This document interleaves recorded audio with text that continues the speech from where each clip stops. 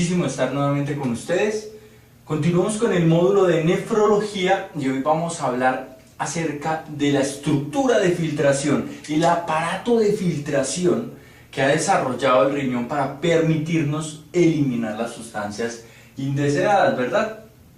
Entonces, en otros videos ya hemos visto cómo llega la sangre hasta esta estructura y este aparato de filtración, comenzando por una red de capilares denominados glomérulos. Ya vimos cómo llegaba la sangre desde la arteria aorta hasta acá, hasta esta arteriola que se divide en una red de 12 a 15 capilares llamados capilares glomerulares. Entonces voy a marcar aquí arteriola aferente y obviamente que esta red de capilares se vuelven a unir, se vuelven a reunir y se convierten en la arteriola eferente, ¿verdad? Hasta ahí estamos absolutamente claros. Ahora vamos a ver a detalle, como con un zoom, qué es lo que pasa y cómo interactúan las estructuras que conforman este aparato de filtración. Pues la primera estructura que debemos tener en cuenta es esta que acabo de mencionar, los capilares glomerulares. Son cerca de 12 a 15 capilares que se entrecruzan dentro de una bolsita, dentro de una cápsula llamada cápsula de Bowman, que en un minuto la voy a dibujar, pero están entrecruzados y son capilares obviamente muy finos, pero con mucha presión, porque este es un sistema de capilares que va de arteriola a arteriola, lo cual nos hace pensar que la presión dentro de estos capilares es mucho mayor que si fuera un sistema capilar normal, que generalmente va de arteriola a vénula.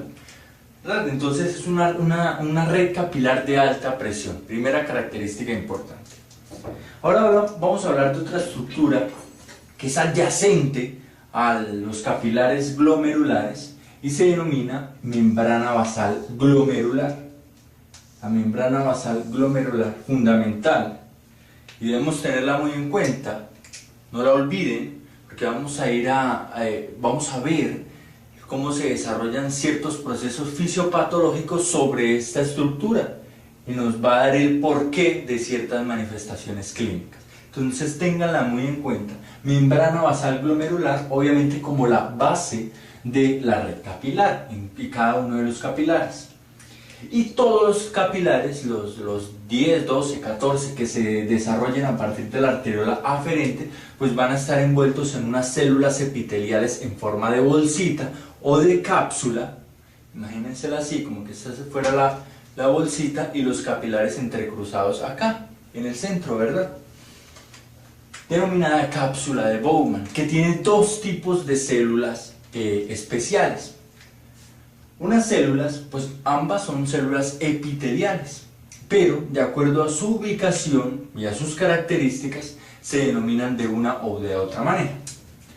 Las primeras que les voy a mencionar son unas que están en contacto íntimo con este aparato de filtración que llevamos hasta ahora, es decir, con la membrana basal y obviamente por vecindad con los capilares glomerulares, y tienen esta disposición como con deditos y entran en contacto con la membrana basal, así como con deditos. Muchos de ustedes, los que han estudiado ya el tema, pues sabrán que estoy hablando de las células epiteliales viscerales o podocitos, ¿verdad?, que tienen unas extensiones podálicas o también llamados pedícelos.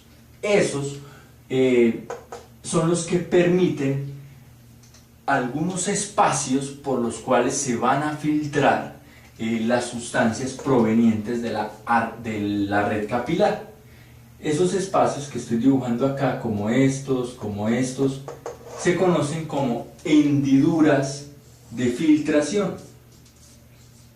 Hendiduras de filtración. ¿Listo? Entonces tengan en cuenta, son muchos podocitos. Además, la disposición de los podocitos es bien especial, son como unos manitos con estos deditos que dibujo ahí, están agarrados a la membrana basal glomerular, a una partecita que más adelante, ojo, vamos a ver qué partecita específicamente de la membrana basal glomerular están sujetados estos podocitos, y que además de estar unidos así, pues se entrecruzan sus deditos entre ellos. Entonces de esta manera se entrecruzan y generan unos espacios por los cuales se van a filtrar las sustancias, ¿verdad? Tengan en cuenta esta característica. Estas células epiteliales viscerales se continúan con otro tipo de células denominadas células epiteliales no viscerales, sino que están como formando una pared, parietales, células epiteliales parietales, y que terminarían dándole la forma de cápsula que tiene, ¿verdad? Esta forma de cápsula. Son células que no tienen extensiones podálicas, que no son como los podocitos, son células más normales, pero que tienen como función cerrar esta cápsula y permitir que sea este, el espacio de Bowman, el primer lugar donde llegue el producto de la filtración. También debo mencionarles que existen otras células que se continúan acá. Después de las células epiteliales parietales aparecen las células epiteliales del túbulo contorneado proximal, que es la estructura que sigue todo este camino de filtración, que la represento acá. Células epiteliales del túbulo contorneado proximal, pero que en este punto ya las sustancias están filtradas y ya lo que se va a hacer es un proceso de reabsorción. También más adelante, cuando veamos esto con más detalle, vamos a ver que estas células epiteliales del túbulo contorneado proximal también tienen la posibilidad de expulsar sustancias. Algunas sustancias que no se filtraron acá se pueden filtrar en esta parte. Vamos a verlo también más adelante con más detenimiento. Por ahora quiero decirles que vamos a hablar entonces de estas tres estructuras. Fíjense que para que el plasma que está atravesando los capilares pueda ser filtrado, debe atravesar un capilar con su membrana basal y los podocitos que se encuentren cubriendo estos capilares. Entonces, si somos prácticos, la verdadera barrera de filtrado que tiene el glomérulo, o bueno, la nefrona, sería el capilar, la membrana basal y los podocitos. Y es ahí donde debemos estudiar aún más y con más detenimiento qué es lo que ocurre, cómo son las características especiales de este capilar, de ese endotelio, de la membrana basal glomerular y de los podocitos que se encuentran ahí, para comprender por qué el filtrado es como nosotros lo hemos estudiado. Ustedes saben, y yo siempre les insisto, que si nosotros comprendemos los conceptos, que si tenemos claras las ideas, pues realmente no se trata de memorizar, sino más bien de entenderlo y así poder recordarlo cuando queramos. Esto es lo que vamos a hacer en la siguiente parte de esta clase. Bien, entonces he amplificado la estructura que les mostré anteriormente. El capilar glomerular, este ya sería un solo capilar glomerular.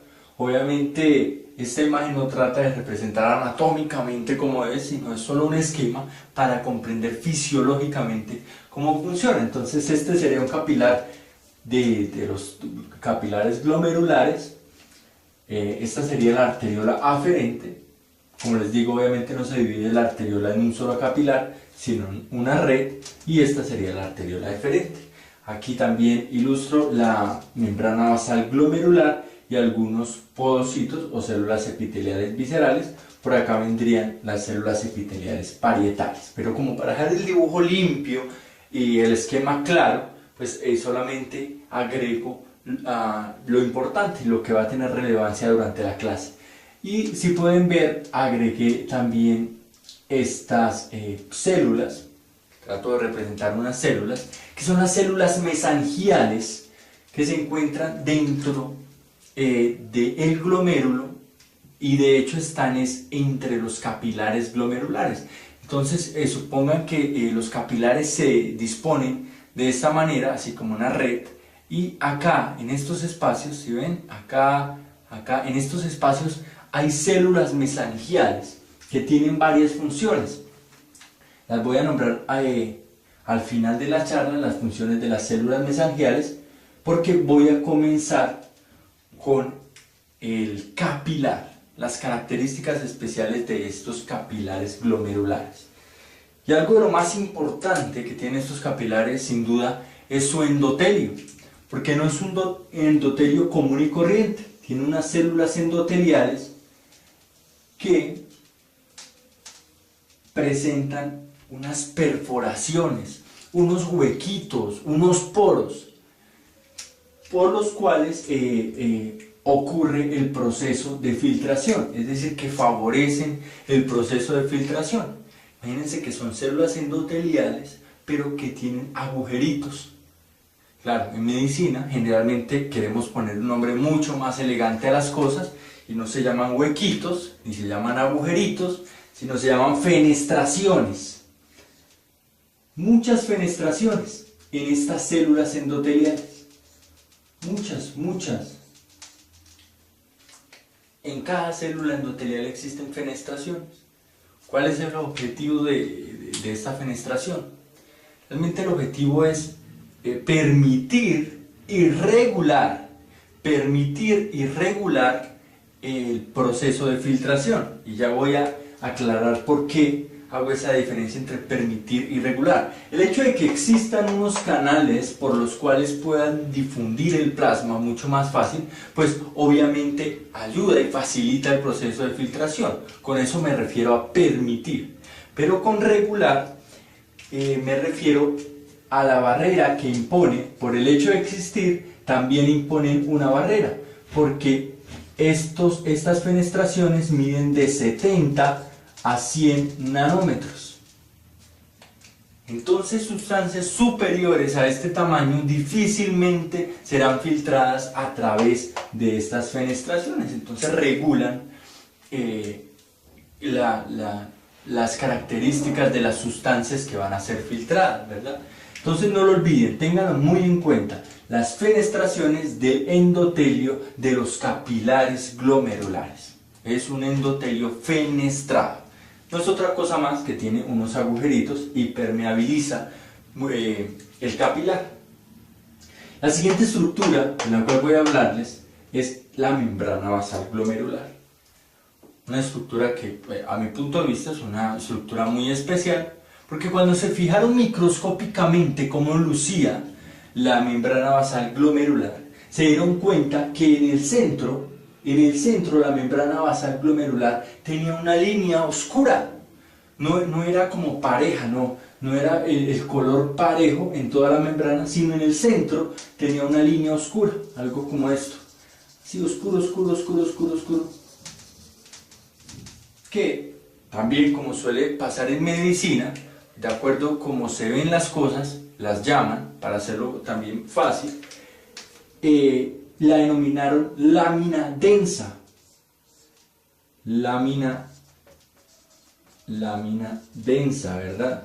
Muchos de ustedes saben que la membrana basal glomerular tiene una lámina que se llama la lámina densa, y es eso, se llama densa porque se ve muy oscura y se pueden en Google buscar una imagen de la membrana basal y van a notar que efectivamente hay una línea mucho más oscura que cambia como el tono de la membrana basal glomerular y que de una u otra manera divide la membrana basal en dos, en una parte que está como cerquita del capilar y en otra parte que está cerquita de los podocitos, cerquita de las células viscerales epiteliales.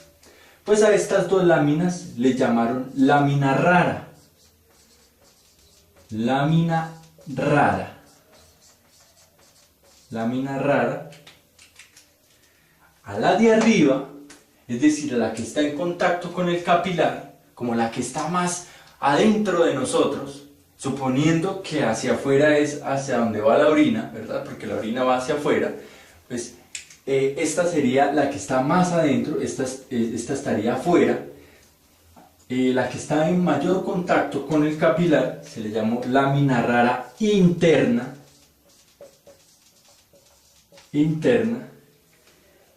y la que está en teoría afuera, porque iría hacia donde va la orina, y en contacto con los podocitos, se denominó lámina rara, rara externa. Bien, vamos familiarizándonos un poco más con esta estructura. Ya no es solamente, el glomérulo sí existe en la corteza del riñón, cerca del 80-85% y ya. No, ya tenemos datos más claros y vamos conociéndonos un poco más con esta estructura de filtración, con su endotelio especial, con su membrana basal glomerular, que también es especial. Vamos a ver más adelante por qué es especial. Y con sus podocitos o con sus células epiteliales viscerales. Porque fíjense que estas células epiteliales no se encargan de sostener solamente como en una bandejita, sino de hecho tienen esta estructura, como entre deditos. No son así como unas células epiteliales que nosotros supondríamos, sino son así. Y esta disposición en deditos le permite dejar un espacio que, como les dije en la primera parte, se denomina hendidura de filtración. Estas hendiduras de filtración que están entre los podocitos, hendidura de filtración, que permite el paso de sustancias, pero que también regulan el paso de sustancias porque tienen un tamaño. ¿Cuál es el tamaño de las hendiduras de filtración? De 20 a 30 nanómetros, mucho más pequeños que los espacios de las fenestraciones. Entonces son un buen filtro de las sustancias que puedan atravesar y puedan ser filtradas y que no deban, ¿verdad? Bien, voy a profundizar un poco en la membrana basal. Ya les di algunos datos generales, tanto del endotelio, de la membrana basal, le di las partes, y de los podocitos les mencioné esas hendiduras que dejan para la filtración. Pero voy a enfocarme un poco para hacer una correlación fisiopatológica con la membrana basal glomerular. Y voy a hablarles específicamente de la lámina densa, porque estudiaron de qué estaba compuesta la lámina densa y cuáles eran los componentes de esta lámina densa. Y los investigadores se dieron cuenta que estaba conformada de un colágeno especial llamado colágeno tipo 4. Recordemos que el colágeno es una proteína esencial para formar los tejidos de sostén, ¿verdad? Y el colágeno tipo 4 estaba presente en la lámina densa de la membrana basal glomerular. Tal vez algunos de ustedes se preguntan, bueno, ¿cuál es el punto de profundizar tanto en esto? Denme un minuto, ya vamos a ver cuál es la razón. Resulta que este colágeno tipo 4 tiene una disposición particular. Realmente son 3 cadenas alfa peptídicas que se entrecruzan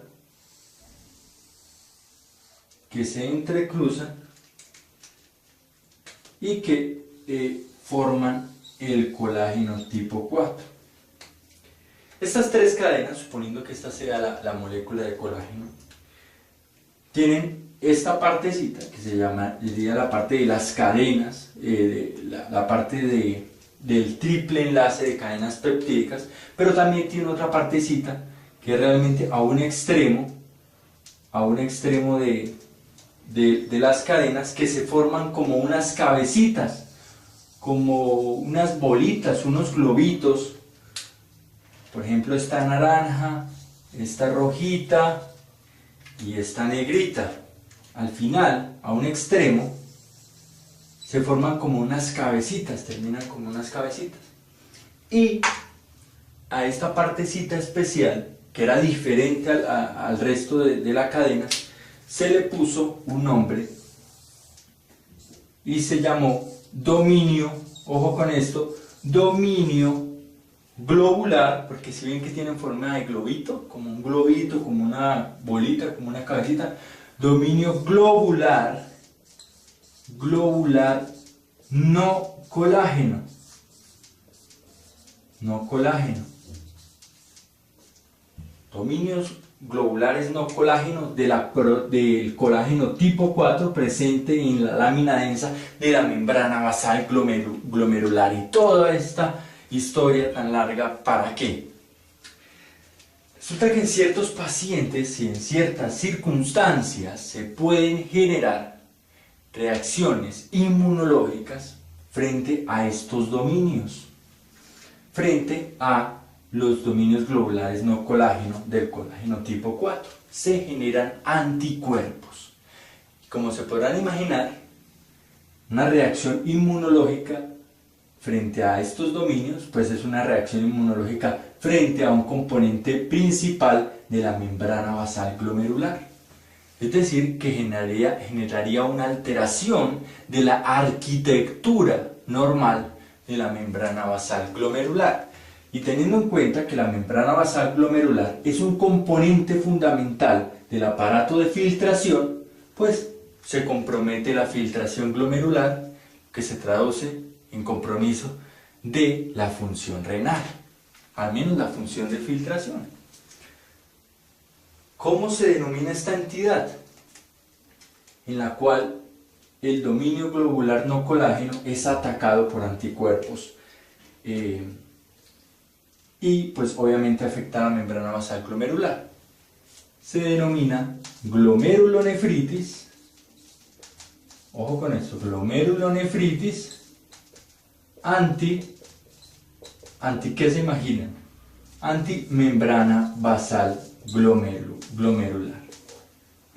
Glomerulonefritis antimembrana basal glomerular no es otra cosa que anticuerpos frente a los dominios globulares no colágeno del colágeno tipo 4. Para que lo tengamos claro, yo sé que probablemente con esta imagen ya vamos a tener más claridad de qué es esta patología. Y así vamos a ir conociendo y relacionándonos más con estas enfermedades. ¿Qué se pueden imaginar? Que se altere la arquitectura de esta membrana basal, es decir, que la filtración se altere, probablemente el paciente pueda perder muchas proteínas, porque la membrana basal cumple una función importante en contener las proteínas dentro del espacio intravascular, y que si el daño es severo y se genera una reacción inmunológica severa, pues también pueda generarse hematuria y realmente compromiso de la función renal total. Hay otro aspecto que debemos tener en cuenta con respecto a la proteína colágeno tipo 4. Resulta que en ciertos pacientes se genera esta reacción inmunológica frente a los dominios globulares no colágenos y afecta a la membrana basal de los glomérulos. Pero además afectan otra membrana basal en otro órgano muy distante a los riñones, generando un síndrome que se manifiesta por proteinuria, hematuria y manifestaciones pulmonares. ¿Les suena? ¿Les suena algo que tenga compromiso renal y compromiso pulmonar desencadenado por un proceso inmunológico? ¿De qué síndrome estoy hablando? En el cual se ve afectado el dominio globular no colágeno por anticuerpos que lo atacan y obviamente compromete la membrana basal glomerular, generando una glomerulonefritis antimembrana basal glomerular. Pero si adicionalmente estos anticuerpos también reconocen como extraños las membranas de los alvéolos pulmonares, de la membrana basal de los alvéolos, pues se denomina síndrome de Goodpasteur.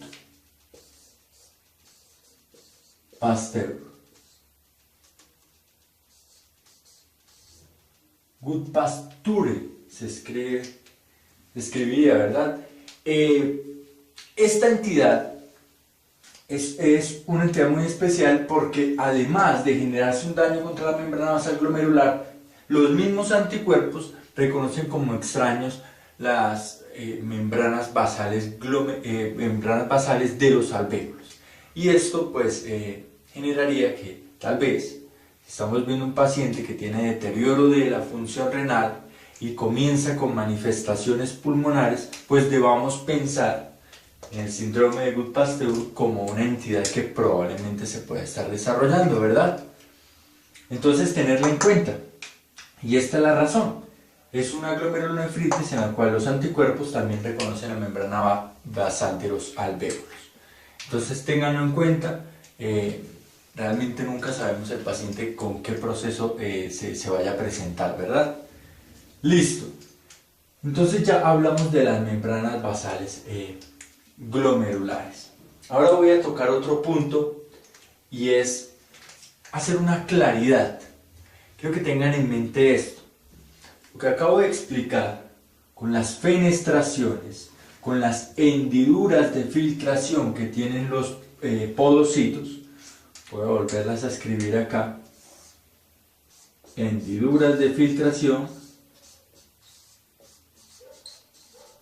Hendiduras de filtración que miden ¿cuánto? Aproximadamente miden de 20 a 30 nanómetros. ¿Verdad?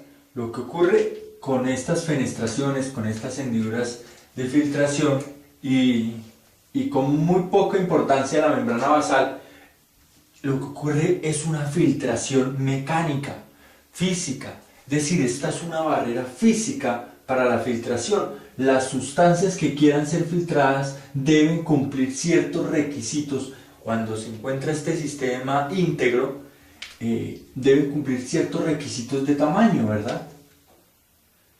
Fíjense que si el endotelio está intacto, si la membrana basal también está intacta y las células epiteliales viscerales no tienen ninguna alteración, pues la función renal debe comportarse de manera correcta y las sustancias que se filtran pues deben cumplir los requisitos de tamaño. Pero la claridad que quiero hacer es que no solamente el riñón funciona como un filtro físico o mecánico, y no solamente impide el paso de sustancias gracias a estas barreras que pone, también tiene una manera de filtrar eléctrica, manejada por cargas eléctricas, y es muy sencillo. Van a ver cómo es. Resulta que toda esta estructura, todo este aparato, tanto los podocitos como la membrana basal glomerular, como las células endoteliales, pues son especiales para el proceso de filtración y también tienen unas glicoproteínas. Unas glicoproteínas especiales ubicadas en cada una de estas estructuras. ¿Y cuál es la importancia de estas glicoproteínas? Que su naturaleza de glicoproteínas le generan una carga negativa. Son eléctricamente cargadas negativamente. Y se imaginarán que si se disponen en todo el aparato de filtración, pues todo el aparato también adquiere esta característica negativa, de carga negativa. Entonces hay glicoproteínas en las extensiones podálicas de las células epiteliales viscerales, hay glicoproteínas en incluso el colágeno tipo 4, que les mencioné que hace parte de la lámina densa, tiene unidas glicoproteínas, que obviamente tienen carga eléctrica negativa. Y en la superficie del endotelio, de los capilares glomerulares, también existen glicoproteínas que generan una carga eléctrica negativa. Y esta característica especial que la naturaleza nos dio es por algo. Porque se convierte todo este aparato en algo electronegativo y de hecho funciona como una barrera de filtración, una barrera eléctrica, porque hay sustancias que son electronegativas y que se van a rechazar. Ustedes saben que polos iguales se rechazan y polos opuestos se atraen, ¿verdad? Entonces vamos a hablar un poquito de las sustancias que viajan por acá. Primero voy a hablar de las proteínas, porque son las proteínas las que tienen más importancia con respecto a esta electronegatividad. Voy a hablar de 3 proteínas básicamente, empezando por la más grande. Por la más grande, la voy a dibujar así, como este triángulo grande, con una F. Es una proteína de alto peso molecular que no es capaz, no tiene el tamaño suficiente como para atravesar las fenestraciones y mucho menos para atravesar las hendiduras de filtración. Es una proteína muy grande. ¿Cómo se llama? Le puse una F. Fibrinógeno. El fibrinógeno, una proteína fundamental para el proceso de coagulación, no se filtra debido a su tamaño, pero no olviden que por ser proteína, bajo un pH normal, tiene una carga eléctrica negativa. Ahora, hay otra proteína de las que quiero hablar. Voy a dibujarla como con esta formita.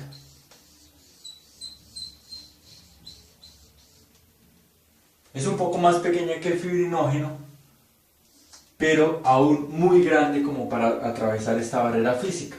La puse con una G. En general son todas las globulinas que están fluyendo por el organismo, que se sintetizan en algunas células o se sintetizan en el hígado, están recorriendo este sistema y no son filtradas por su gran tamaño. Pero hay una proteína que tiene el tamaño suficiente, es lo suficientemente pequeña como para atravesar estas barreras. Hay una proteína que es suficientemente pequeña que podría atravesar estas barreras. La voy a dibujar acá como así y con una A en el centro. Se llama albúmina, muy famosa, ¿verdad? Y muy importante a la hora de estudiar un paciente con nefropatía, la concentración de albúmina. Y esta albúmina sí tiene el tamaño suficiente como para atravesar estas barreras, podría atravesar estas barreras por su bajo peso. Pero resulta que por tener una carga negativa, al igual que las otras proteínas, bajo un pH normal, tienen carga negativa, pues es rechazada por las cargas negativas de este aparato de filtración. Entonces, bajo condiciones fisiológicas, la albúmina no se debería filtrar en una cantidad significativa porque existe esta barrera electronegativa que se rechazaría con las cargas negativas de la albúmina. Entonces, son conceptos que debemos tener claros. Si en algún momento estas cargas negativas se pierden, ¿ustedes qué suponen? Que existe la posibilidad de perder albúmina. Y de hecho, eso es lo que ocurre en la entidad que voy a hablarles en este momento. Bien, resulta que hay una entidad que afecta estas cargas negativas del aparato de filtración. De hecho, cuando estudiaron esta entidad, que muchos de ustedes ya están pensando cuál es, una entidad que afecta las cargas negativas que tiene el aparato de filtración, cuando la estudiaron, se dieron cuenta al microscopio óptico que realmente no variaba mucho la arquitectura de los pacientes con esta enfermedad y la arquitectura de los pacientes normales, es decir, esta estructura no variaba mucho. Sin embargo, los pacientes tenían proteinurias pesadas, una gran cantidad de proteinuria. Entonces, siguieron estudiando y siguieron analizando la situación y finalmente percibieron que habían unos cambios pequeños acá en estas extensiones podálicas de los podocitos. Había unos cambios pequeños, se iban aplanando, los podocitos se aplanaban, pero era básicamente eso lo que ocurría, como que perdían sus deditos, ya no eran así, sino eran como así. Y se alteraba un poquito acá la arquitectura, pero adicionalmente notaron que había una gran cantidad de citoquinas acumuladas y se dieron cuenta que estas citoquinas neutralizaban las cargas negativas es decir, que se perdía por medio de las citoquinas la carga eléctrica negativa del aparato de filtración, se neutralizaban las cargas. Como nosotros ya estamos entendiendo los conceptos, pues suponemos que al neutralizar las cargas negativas, probablemente, a pesar de que no existe un daño estructural severo, probablemente la cantidad de albúmina que se pueda perder es muy alta o muy baja. ¿Qué creen? Muy alta, ¿verdad? Muy alta porque era la albúmina contenida por las cargas negativas precisamente. ¿De qué entidad estoy hablando? ¿Cómo suponen que se llama una entidad que ellos vieron que tenía cambios muy mínimos? Mínimos cambios, o poquito, o casi no tenía cambios, muy poquiticos, mínimos. Glomerulonefritis, ¿verdad? Ya les dije el nombre. Glomerulonefritis de cambios mínimos.